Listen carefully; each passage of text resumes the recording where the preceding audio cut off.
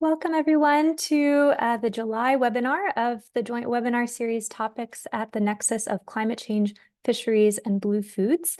My name is Laura Anderson. I'm the engagement project manager at the Stanford Center for Ocean Solutions, and I support the Blue Food Futures program, which focuses on the role of fisheries and aquaculture in global food systems. This webinar series is co-hosted by 4 UN Ocean Decade programs, and I'll let my colleagues and co-hosts introduce themselves now before we turn to the topic of today's webinar, resilience in small-scale fisheries. So first I'll turn it over to Kat to introduce FishSCORE. Yeah, thanks, Lauren. Hi, everyone. It's great to see you all here today.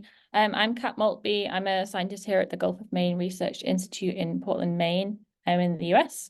And so I'm on the coordinating group for the FishSCORE UN Ocean Decade Program, which is Fisheries Strategies for Changing Oceans and Resilient Ecosystems by 2030. So we facilitate an international network of partners with the aim to develop information, tools, and resources for supporting climate resilience in fisheries and fishing communities. And we also aim to support different forums for the exchange of experience, research, and foster new collaborations. So it's great to see you here, and I'll pass over to Steve. Great, thanks, Kat. Good to see everybody this morning or afternoon. So I'm Stephen Bograd. I'm with NOAA Fisheries in California, and I'm representing the SmartNet Ocean Decade Program, which is sustainability of marine ecosystems through global knowledge networks. So we're sponsored by ICES and Pisces, which are 2 leading intergovernmental marine science organizations. And the goal of SmartNet is to leverage the infrastructure and partnerships and long-term collaborations between ICES and Pisces to build a global network that can share knowledge and capacity around the themes of climate impacts and resilience of marine ecosystems. So I think I'll pass to Grace. Hi, everyone. My name is Grace Roskar. Sorry, I can't be on camera today. I work for NOAA Fisheries in the United States, and I'm here to represent the SUPREME program, which stands for the Sustainability, Predictability, and Resilience of Marine Ecosystems. So within SUPREME, we are building an international network to try and understand climate-driven changes in coastal and marine ecosystems, and to promote best practices in developing modeling infrastructure for forecasting and making projections, with the ultimate aim of improving marine resource management. Thanks so much. Thanks. And so we're really excited to have 2 great presentations for this month's webinar. Our first presentation will be from Xochitl Elías, who is a PhD student in marine sciences, technology, and management at the University of Vigo, interested in understanding human-nature interactions using interdisciplinary approaches. She's also, since 2022, has been the coordinator of the Central American node of the UN Ocean Decade Early Career Ocean Professional, or ECOP program. And she's going to be presenting on the effects of self-governance arrangement on the climate change resilience of small-scale fisheries in Nayarit, Mexico. And then our second presenter will be Paola Díaz, who is a Honduran biologist and a researcher at the Centro de Investigaciones en Ciencias del Mar y Limnología. I don't speak Spanish, but there we go, at the University of Costa Rica. And she is also the coordinator of the ECOP Honduras, working closely with the Central American node to facilitate interdisciplinary research and promote inclusive initiatives. So she's going to be presenting on the ecological and social dynamics of compressor diving fisheries in Costa Rica. So we're really looking forward to both presentations, and I'll turn it over to our first presenter. And if you have any questions, feel free to drop them in the chat. We'll also have time after each presentation to ask questions and then chat about sort of how some of the connections between these 2 presentations. Hi, thank you very much for the great introduction. I'm going to start sharing my screen. You can let me know, please, if you can see it. Can you see my presentation? Yep. Perfect. I'll put this over here. Welcome everybody, and thank you very much for the great invitation. I'm very honored to be presenting here. I'm going to be showing you a small portion and a small piece of the work I've been conducting in the past 4 years in my PhD. And this will be focused on patron-client relationships and how they affect the resilience of small-scale fisheries in Nayarit, Mexico. So the first question is, why focusing on small-scale fisheries? So they hire more than 94% of all captured fishers and fish workers in the world, and also compose around 31% of the global marine catch. They also provide food security for around the 53 million people that are engaged in subsistence fisheries everywhere in the world, showing that it has a great economic, food security, and cultural importance for coastal communities worldwide.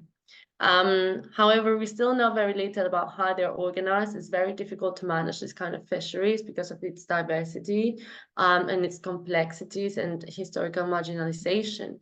But they're exposed to many different global stresses, for example, climate change and environmental changes that are caused by this global warming, and also different global economic and social changes such as globalization and monetization of the small-scale fisheries, no longer as on a traditional food security activity, but also as an economic activity.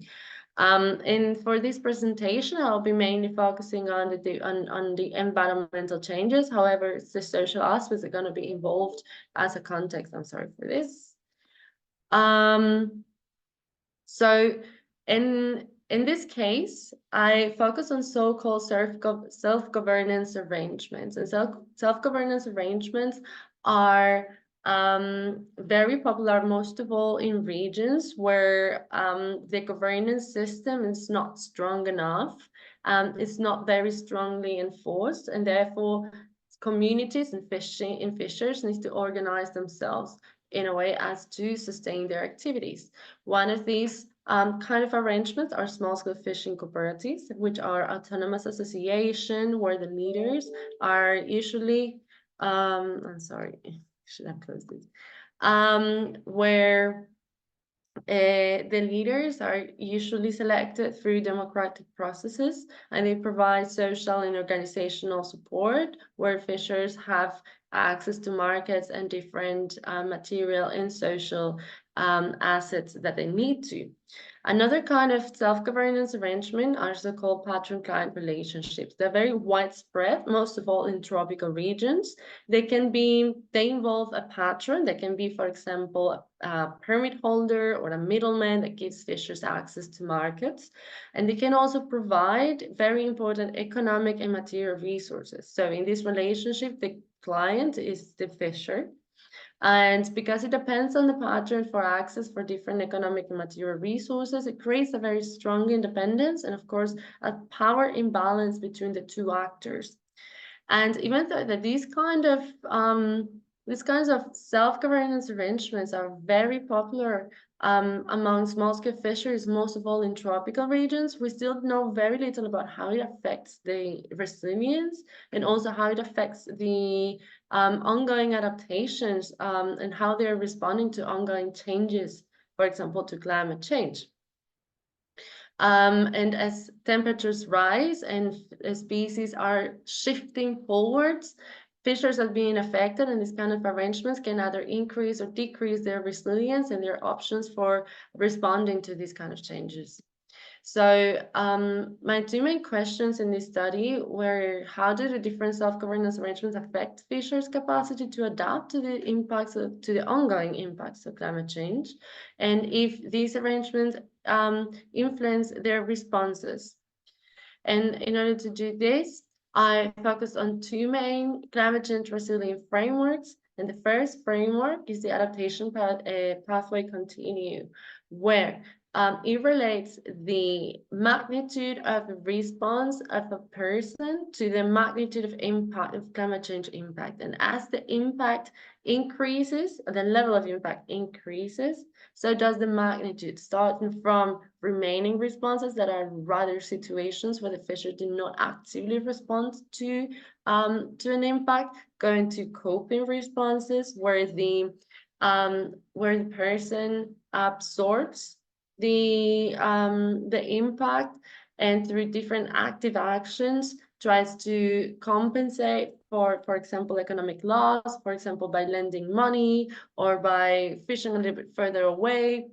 Contrary to adapting, where in adaptive strategies, it already involves a change in their activities and a change of adapting and I forgot the word, but a way of changing, for example, gear or targeting new species in order to be able to accommodate to the changes in the environment. But it does not change the structural components of a so-called socio-ecological system.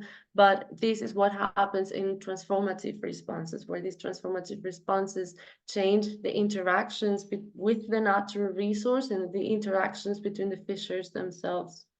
The second framework that we focused on was so-called the adaptive capacity. And while there are so many different frameworks, we focused on Sinners and Barnes, but that describes the capacity to respond, cope, and accommodate and even prevent changes as a set of 6 domains that describe the assets that people have access to, the flexibility to adopt different strategies, how the community is organized, and how the individuals relate to each other, their how much they have learned and are willing to learn, how they are perceiving risk and past and future risks, and their agency, to what extent they're able to mobilize all these other 5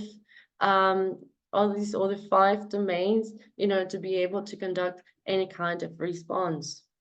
So based on these 2 frameworks, I conducted a case study approach between August and November 2021. So we visited 6 different communities along the western coast of Nayarit, and where we conducted semi-structured surveys. And in these semi-structured surveys, we asked fishers to whether they belong, for example, to a fishing cooperative or to a patron client. We asked them the changes, the climate-driven changes that they have observed and how they have responded to these changes. And we also asked them different questions about their adaptive capacity, where we focused on 18 different indicators, each of them belonging to either one of the 6 domains that I explained before. And these indicators were selected either through the literature that has already applied this kind of framework. Also, we adapted it to the local context of the fishing community in Nayarit. Through these, we conducted a so-called multinomial logistic model where our dependent variable was fishers' response continuing to climate change. So we gathered all the responses that they gave us, that they have conducted in the past 10 years, and we organized them through a 2-step categorization into one of the 4 categories that I explained before from an adaptation continuum, from remaining, coping, adapting, or transforming. So in this case, we joined remaining and coping together in order to reduce the complexity of the model, and also to because it also meant had a similar result for the socio-ecological system. As a response variable, we use the self-governance arrangement. We divided fishes into 4 self-governance arrangement groups. The first one is patron-client relationships. The second one is small-scale fishing cooperative. The second one, fishes that belong to both, where they were not sure, or they either used the cooperative's gear and used to sell the fish and their catch to the patrons. And the last one is independent fishers, the ones that did not belong to either of these other aforementioned groups. The second independent variable we focused on was individual adaptive capacity. And this is, again, the 18 indicators that were representing the 6 adaptive capacity domains from the adaptive capacity framework. It's important to say that we also added a random effects because the fishers were grouped into 6 into 6 communities, and could lead to some factors influencing that we could not take into account in the model. So now regarding the self-governance arrangement, we found that patron-client relationship was the most predominant one in the community, followed by independent fishers. Surprisingly, small-scale fishing cooperatives that is aimed at actually providing a social support for the system were not very popular. And this might be due to the sense of disappointment that there appears to be in the community, because there has been a development in the communities that act as so-called family cooperatives that work rather as a patron-client relationship and very poorly managed. It has created a lot of disappointment among fishers, so they're now preferring to go directly into a patron-client relationship. So there were many independent fishers, and this is actually quite surprising, most of all because of the vulnerable position that it means for the fisher. We saw that these kind of arrangements in Nayarit, at least, are very influenced or are mostly being driven by the governance system, which is a limited governance system in Nayarit, meaning that they need a fishing permit for a specific resource in order to be able to fish. However, more than 85% of the fishers mentioned not having a personal fishing permit. And without a personal fishing permit, you do not have access to markets because you have to have a fishing permit in order to be able to sell your fish and your catch. Independent fishers without permit are also susceptible to law enforcement. If they're found fishing without a permit, they're more likely to lose their gear, to lose their boat. So it's highly risky, and it also do not have access to governmental helps and subsidies that could allow them to improve their gear, or in case of economic losses, they cannot apply for any kind of this help. So the patron-client plays a very important role in providing fishers this kind of economic assets.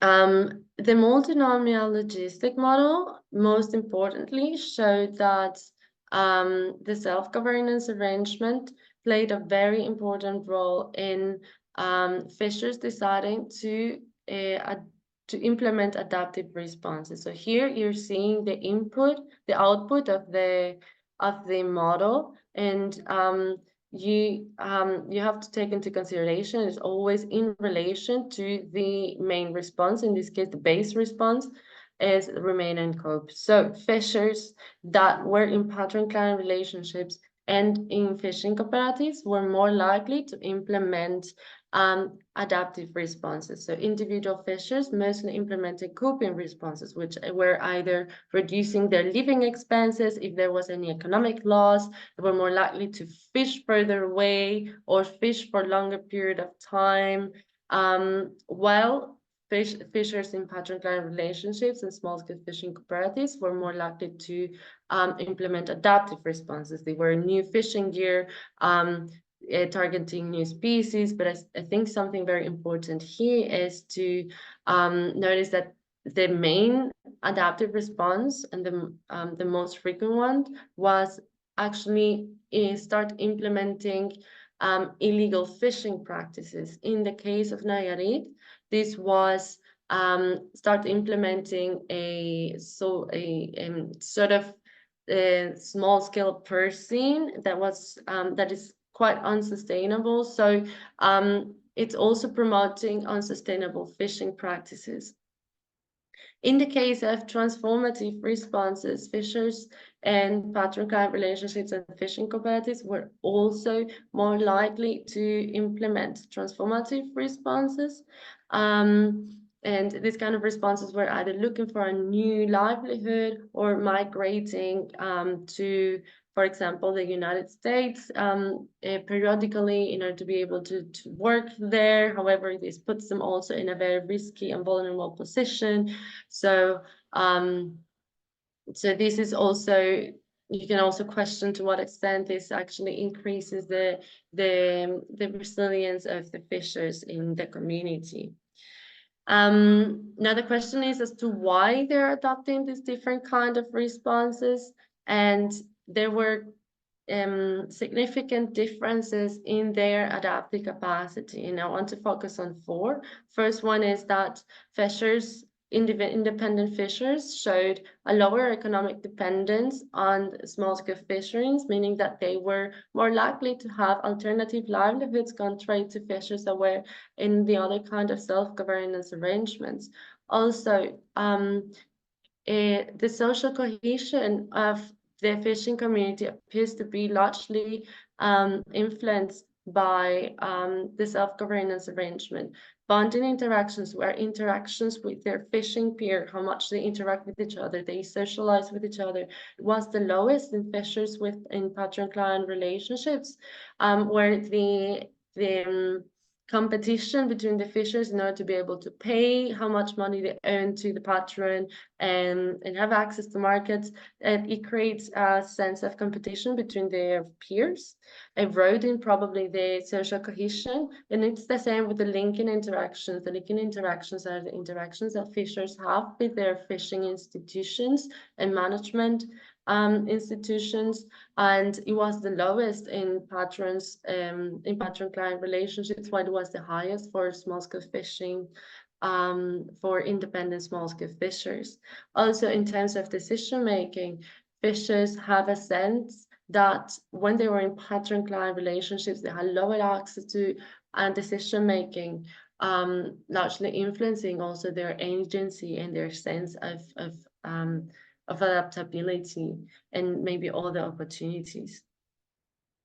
So in overall, what we found through this study is that the self-governance arrangements in Nayarit are being largely driven by the access permits and markets, that the limited entry management in Nayarit is leading to this kind of self-governance arrangements and power imbalances, largely affecting the adaptive capacity of the community. That patron-client and these kind of self-governance arrangements are largely providing access to economic and material assets. However, to the other side, it is also eroding the social cohesion of the small-scale fishing community. Also very important is that it appears that these kind of self-governance arrangements, patron clients and cooperatives, are increasing the likelihood of implementing adaptive responses, but these are not necessarily sustainable, and this can also actually be leading to unsustainable fishing practices that can enhance the impacts of climate change in the community. So I don't know how long it took, but that was it, and thank you very much. I'm open for questions.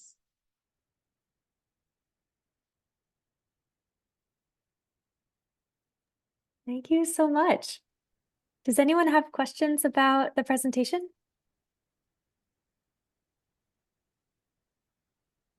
Looks like we have one in the chat from Jeremy Roy, who says, could you explain more what is limiting access to permits and markets? All right, yes. So fishers in Mexico, they need to go, my battery is dying.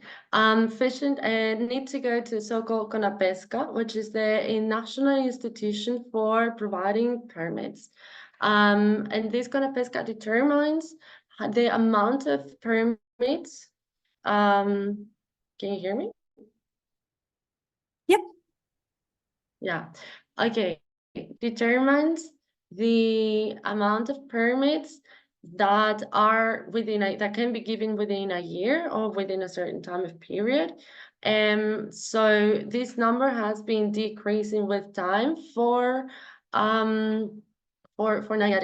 So the number of permits are always becoming more and more and more scarce.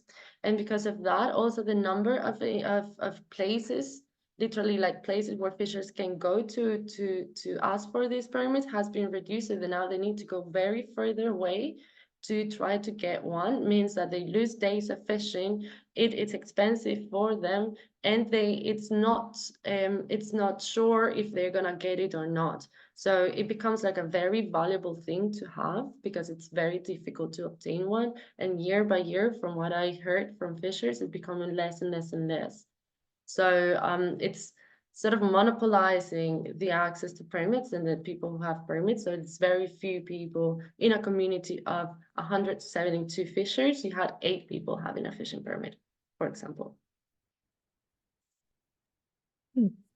There looks to be another somewhat related question in the chat from Bart, who asks, are patrons local players with a stake in local success or more distant players who will just move to a new location if the fishery collapses? Sort of what does that dynamic look like with the patrons?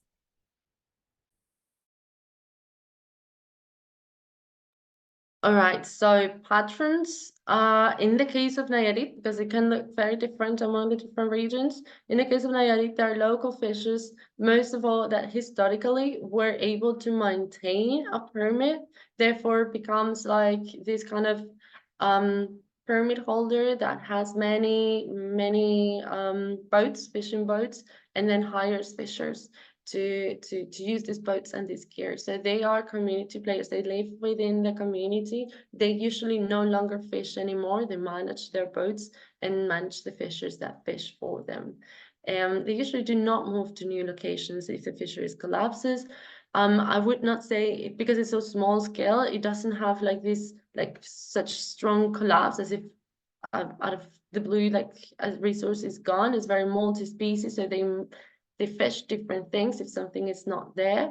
So they adapt a little bit to the availability of the resource. So they don't move a lot. No. Thank you.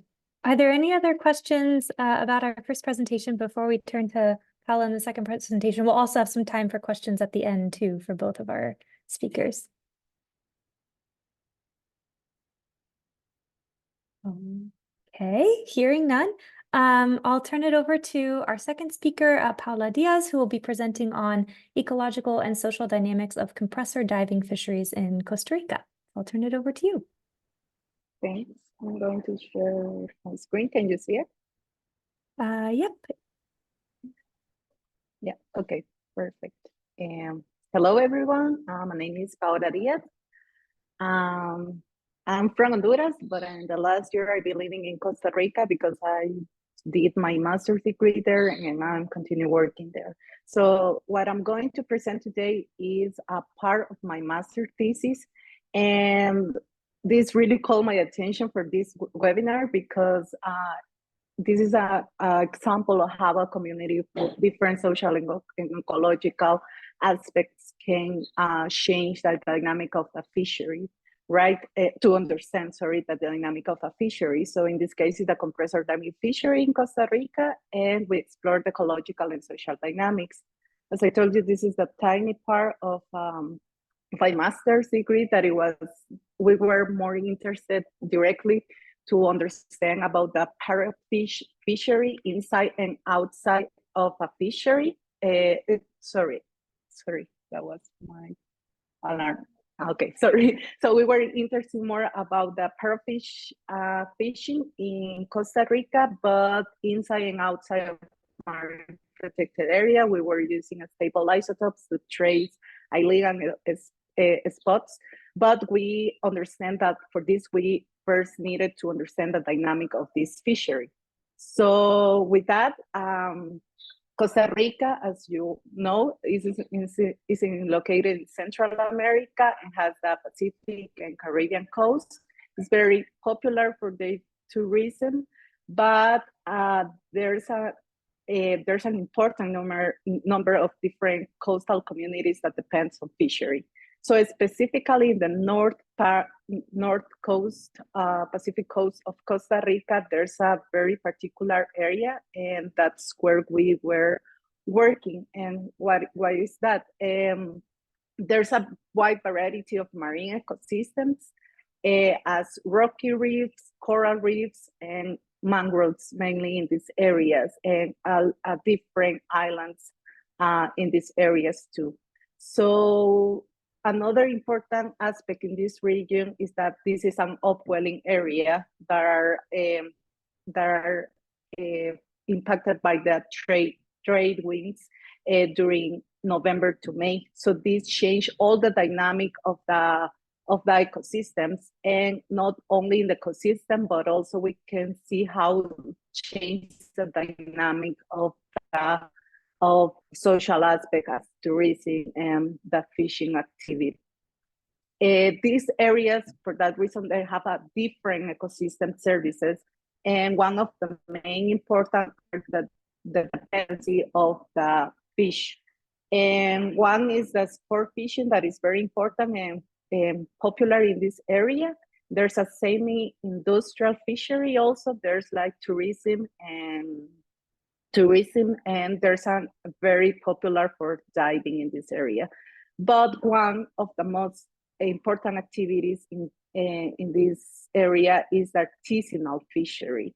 And we can see, like, because of the different characteristics that this area has, there's a particular activity that happens in this area, that is the compressor diving fishery. And I don't know if you hear about, but some areas, there's a lot of areas in the world that this activity is happening, but not too many people are talking about it.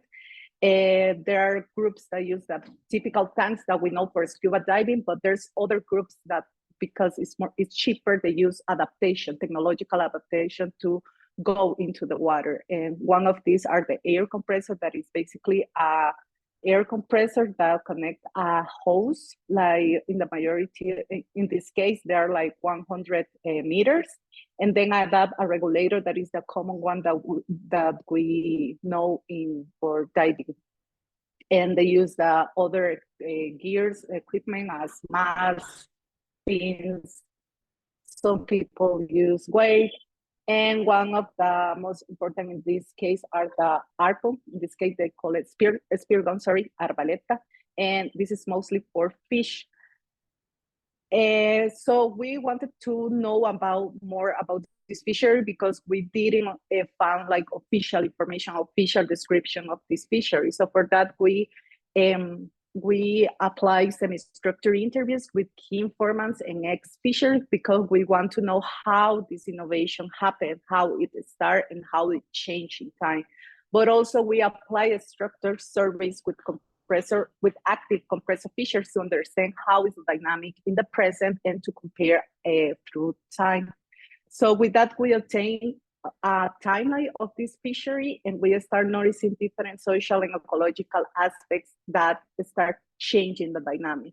So in this area is particular also because a social impact changed all the dynamic. At the beginning, most of these communities depend on the land. They mostly work raising cows, but they convert this area to a national park that is very famous, Santa Rosa National Park, and this altered the access to land to the people. So basically, people start moving from land to fishery. And when at the beginnings in the 70s, when there were people using artisanal gears, there were some people that start exploring into the water, diving, but with their lungs. They didn't use any equipment. So mostly they catch lobsters, octopus, and some shells. But then when this area become very popular for the diversity and the market start putting attention in very important, valuable species as sea cucumbers, in 1980 we start to see the introduction of the first compressors in this area. So the Chinese market enters in this area and start to extracting sea cucumbers, and also they start extracting more parrot fishes, and they start noticing that they were more easy using air compressors, right? But since at the beginning, for example, we can see in this news that in 1988 they start seeing different accidents of because of this activity. And this called the attention, and it was not even the government, it was a biologists that were studying in the area, and he gave a course to these fishers, but that was the only workshop that we have that they have until now. And even that, they continue doing it. Also, they start when they start exploring inside the water, they start to gaining knowledge about the different behaviors of the species. So they start seeing that during the night, catching parrotfishes were more easy because they were sleeping into the rocks. Parrotfishes is a very important reef species. Is linked and associated to healthy reefs. And also there's a lot of initiatives around the world that are that capturing parrotfishes are illegal. But in the case of Costa Rica, air compressors are not illegal, and capturing parrotfishes either. So they start extracting more and more quantity, and that was a very notable increase of parrotfishes during the 90s, the end of the 80s, at the beginning of the 90s, and they're still capturing lobsters and octopus, but then the capturing of sea cucumber were illegal, so they start extracting that species, and they start focusing more on parrotfishes. The fishers say that there was a very they could see a decline of these species, so they start putting more attention on fishes. So the fillet market start to increase and putting attention in this area too. In the ends of the 90s, in the 80s, sorry, and at the beginning of the 90s, there was the establishment of the marine park, Islas Murciélago, that is an area near to this community. And this area is very popular because there's a lot of diversity, there's a lot of critical areas. For this example, there's an area of a lot of sharks, and also all the activities there are practically illegal. They're commercial activities. The only one that is allowed is tourism. However, there's not a good patrolling in this area, and the illegal behavior start to noticing since those times, because this was important fishing spots for the fishers since the beginnings. But then they just closed the area, and most of them say that they weren't included in these decisions. So they continue extracting fishes in this area, and so right now there's a big problem related with this. So in the 2000s, fishers start noticing that there's an increase in compressor diving boats and fishers because they start to see the profit of this activity, and most of the people wants to move to this activity. And one of the reasons that some fishers say that they don't use this technology is not because they didn't call the attention or because there's another fishing gear that they can win more. It's more because they can't use or they are afraid to dive or to use this equipment. But most of the people say that the compressor fishers are the group that adapts to the different changes through time. And what is that? We can see like through time, this starts changing different target species. There's a declining of one, or they put a rule when they can extract a species, we can see that they just change to another one. So when they start exploring more into the water in more depth, they start capturing, for example, these species that they call cabrilla. but they found this species at 50, 60 meters.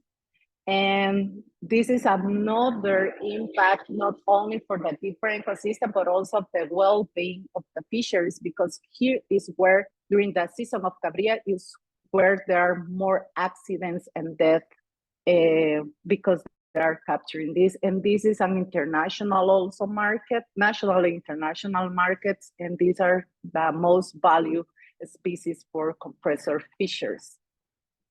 So at the present, there are regulatory challenges and complaints because this group are divided basically in two groups. The ones that are independent, that sell the product on the beach and to independent buyers, but no one is obtaining the information of what is landing. And there's the other group that are associated to a fish landing receiver, but also there's no people from the government obtaining this information about what is landing or what they're capturing. So there's a lot of different species that we don't know that they're extracting.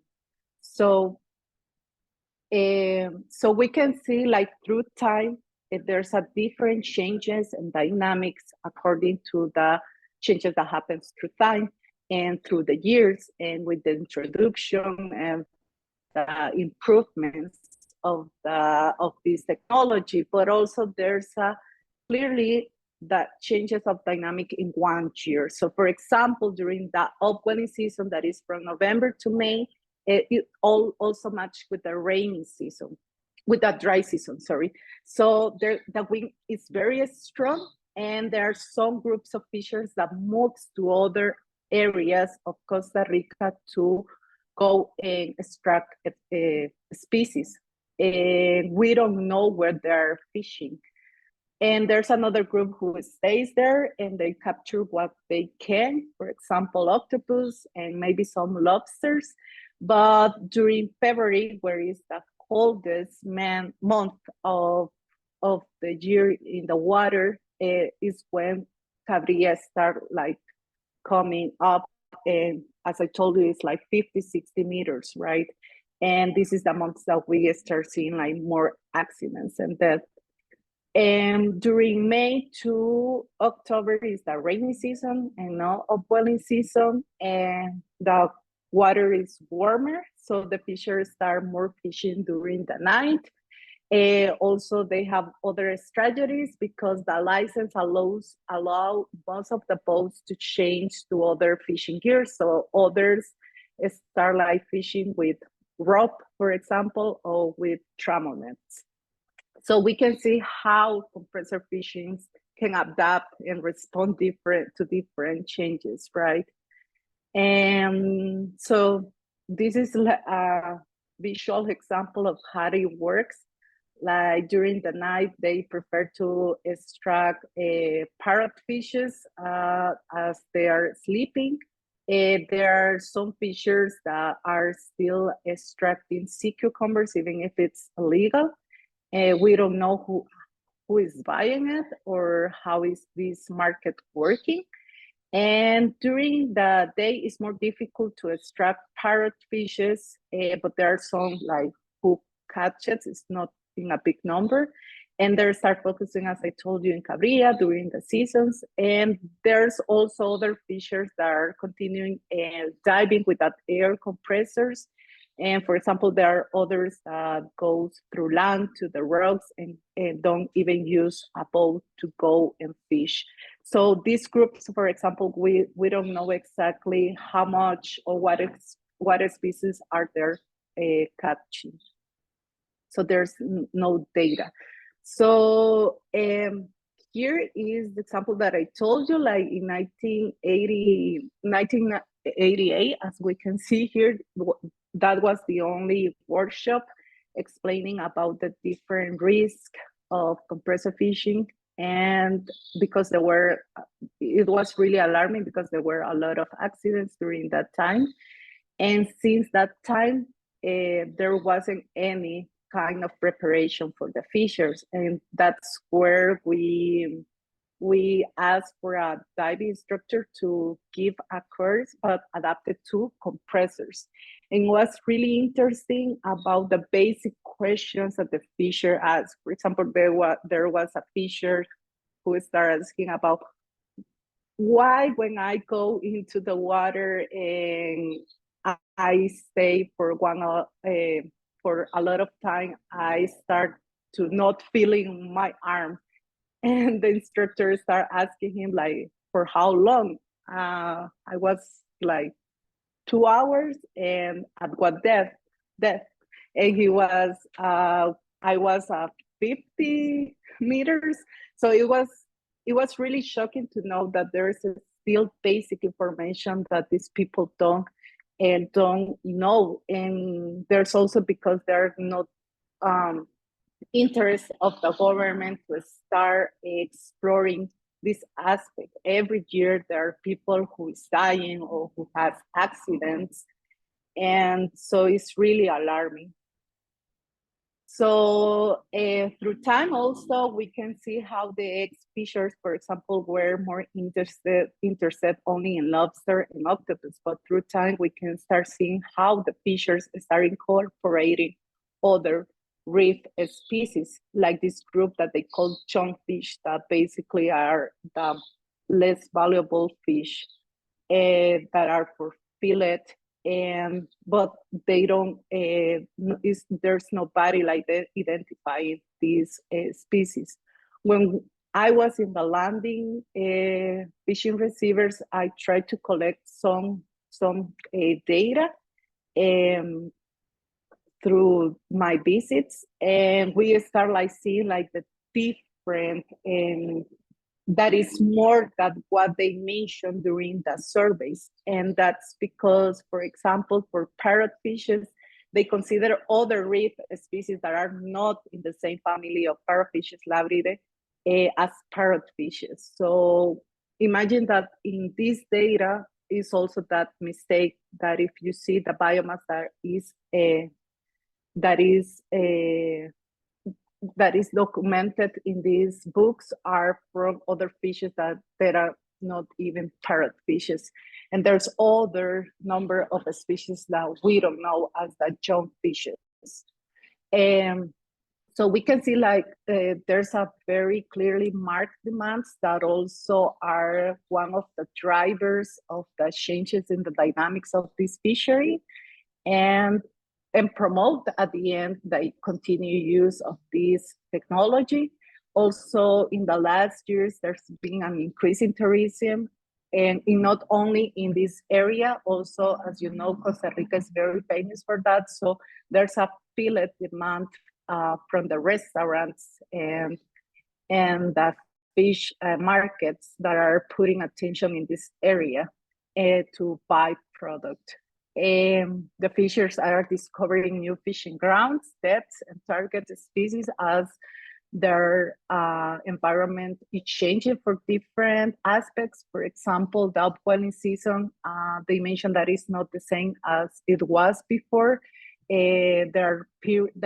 Sometimes there are longer periods of cold waters, or sometimes there are not. So that changes also the dynamic of the species, and that really impacts their work. So technological innovation clearly influence fishing practices and people and ecosystem well-being, as the case of air compressors. There's a lot of information, biological information, that we still need for this fishing, as the composition and the state of this fishery in general. And we need more information about the traceability of the species. We don't know what is happening to all those markets, independent markets. And also, there's a clearly urgent aspect that has to be that needs attention, that is the well-being of the fishers. And we really